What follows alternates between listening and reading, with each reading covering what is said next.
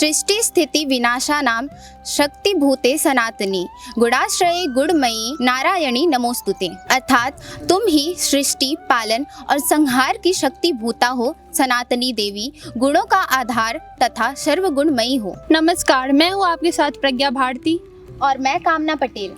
स्वागत है आपका हमारे YouTube चैनल DSBB TV के विविधा प्रोग्राम में, जहां हम बात करेंगे नवरात्रि के आत्मशक्ति जागरण के विज्ञान के बारे में।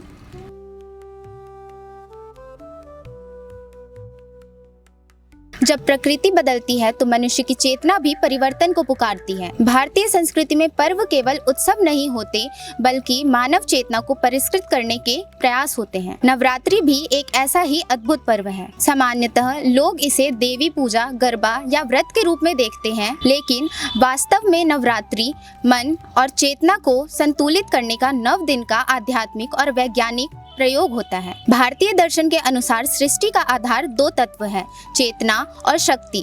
चेतना शिव को कहा गया है और उसकी सक्रिय अभिव्यक्ति को शक्ति। इसलिए नवरात्रि में पूजी जाने वाली देवी कोई बाहरी शक्ति मात्र नहीं बल्कि मनुष्य के भीतर छिपी कोई दिव्य ऊर्जा का प्रतीक है। मनुष्य के भीतर 3 प्रमुख शक्तियां कार्य करती है, इच्छा शक्ति, ज्ञान शक्ति और क्रिया शक्ति। इन्हीं 3 शक्तियों को भारतीय परंपरा में दुर्गा, लक्ष्मी और सरस्वती के रूप में प्रतीकात्मक रूप दिया गया है। नवरात्रि का वास्तविक अर्थ है इन्हीं 3 शक्तियों को जागृत करना। यदि इसे मनोवैज्ञानिक दृष्टि से देखें तो नवरात्रि मन और शरीर को पुनः संतुलित करने की प्रक्रिया है। इन 9 दिनों में मनुष्य साधना, उपवास, जप, ध्यान और स्वाध्याय के माध्यम से अपने भीतर की नकारात्मक प्रवृत्तियों को पहचानता है और उसे रूपांतरित करने का प्रयास करता है। यही कारण है कि देव संस्कृति विश्वविद्यालय में नवरात्रि को केवल धार्मिक अनुष्ठान के रूप में नहीं बल्कि आत्म परिष्कार और साधना के रूप में देखा गया है। इसी संदर्भ में देव संस्कृति विश्वविद्यालय के कुलाधिपति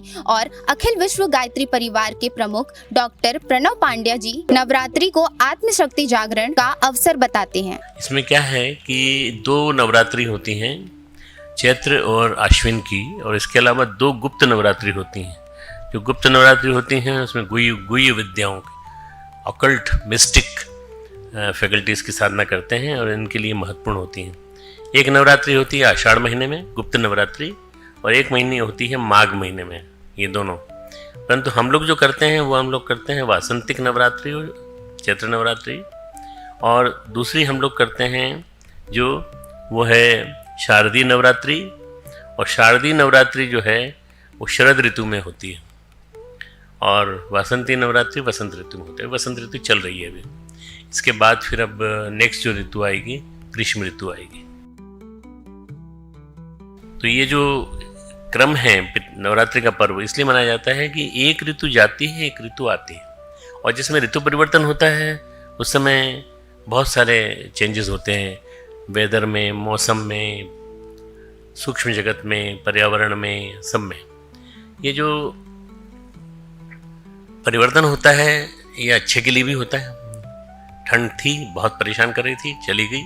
अब जो आ रही है तो उस समय बहुत सारे उत्पात लेके आएगी, प्रकृति के उत्पात, जैसे मच्छर हैं विभिन्न प्रकार के, इनको यातुधान कहा जाता है संस्कृत में, क्रव्य कहा जाता है संस्कृत में।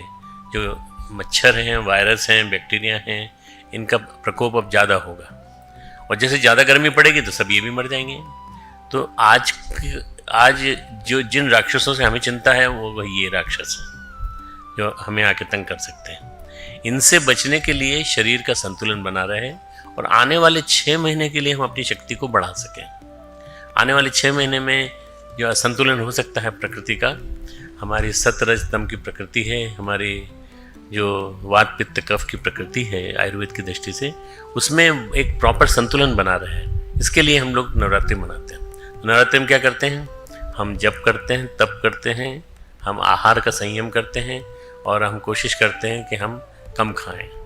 जितना खाएं वो उतना खाएं जितना कि सात्विक है। अब प्रश्न आता है कि नवरात्रि का समय ही क्यों? इसका उत्तर खगोल विज्ञान में छिपा है। यूं तो वर्ष में 2 गुप्त नवरात्रि और 2 प्रकट नवरात्रि होती है। यह वही प्रकट नवरात्रि है जिसमें सूर्य और पृथ्वी की स्थिति लगभग समान हो जाती है और दिन तथा रात बराबर होते हैं। इसे इक्विनॉक्स कहा जाता है। प्रकृति के इस परिवर्तन के समय शरीर और मन दोनों अधिक संवेदनशील होते हैं। इसलिए हमारे ऋषियों ने इस समय को साधना, तप और आत्मशोधन के लिए सर्वश्रेष्ठ समय माना और इसे नवरात्रि के रूप में स्थापित किया। नवरात्रि में व्रत और उपवास का विशेष महत्व है। उपवास का अर्थ केवल भोजन त्यागना नहीं है। उपवास का वास्तविक अर्थ है अपने उच्चतम स्वरूप के निकट रहना। जब व्यक्ति सात्विक भोजन करता है, संयम रखता है और ध्यान करता है, तब शरीर और मन दोनों शुद्ध होते हैं। आधुनिक विज्ञान भी यह स्वीकार करता है कि समय समय पर उपवास रखना हमारे लिए बहुत ही फायदेमंद होते हैं, जिससे हमारा शरीर डिटॉक्स होता है, पाचन बेहतर होता है और मानसिक रूप से स्पष्टता मिलती है। नवरात्रि के 9 दिन भी एक गहरे मनोवैज्ञानिक क्रम को दर्शाते हैं। पहले 3 दिन नकारात्मक प्रवृत्तियों से संघर्ष होता है, अगले 3 दिन सकारात्मक गुणों का विकास होता है और अंत के 3 दिन में ज्ञान और विवेक का वर्धन होता है। इस प्रकार नवरात्रि वास्तव में एक आंतरिक यात्रा है, अंधकार से प्रकाश की ओर, अज्ञान से ज्ञान की ओर, दुर्बलता से शक्ति की ओर। इसलिए नवरात्रि केवल पूजा या प्रकाश का पर्व नहीं है, यह आत्मशक्ति का जागरण, आत्म परिष्कार और जीवन को श्रेष्ठ बनाने का अवसर है। और यदि हम इस 9 दिन को साधना, स्वाध्याय और आत्मचिंतन के साथ जीते हैं, और नवरात्रि वास्तव में हमारे अंदर एक नई चेतना का जागरण करती है। आप सभी दर्शकों को नवरात्रि के इस पावन अवसर पर हार्दिक शुभकामनाएं।